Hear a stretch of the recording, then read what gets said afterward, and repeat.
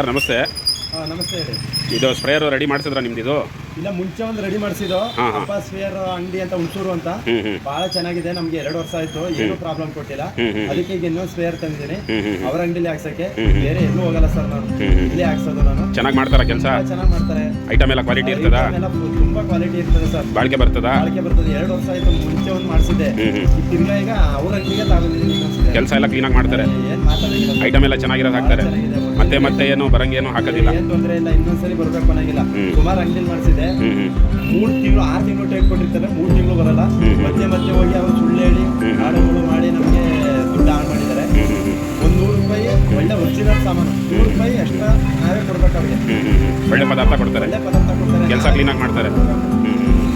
ಅಂದರೆ ಬೇರೆಯವ್ರಿಗೆ ಹೇಳ್ತೀರಾ ಸ್ಪ್ರೇಯರ್ ಸುಣ್ಸೋದಕ್ಕೆ ಬರೋಕ್ಕೆ, ಬೇರೆ ಗಿರಾಕಿಗಳಿಗೆ ನಿಮ್ಮ ವಿಡಿಯೋ ನೋಡಿ ಬರ್ಬೋದಾ? ನಾವು ಕಳ್ಸ್ಕೊಡ್ತೀವಿ ಸರ್. ಬೇರೆಯವ್ರಿಗೂ ಹೇಳ್ತೀರಿ ಬರ್ಬೋದು, ಇಲ್ಲಿ ಮಾಡಿಸ್ಬೋದು ಎಲ್ಲ ಸ್ಪ್ರೇಯರ್. ಓಕೆ ಸರ್, ಧನ್ಯವಾದ.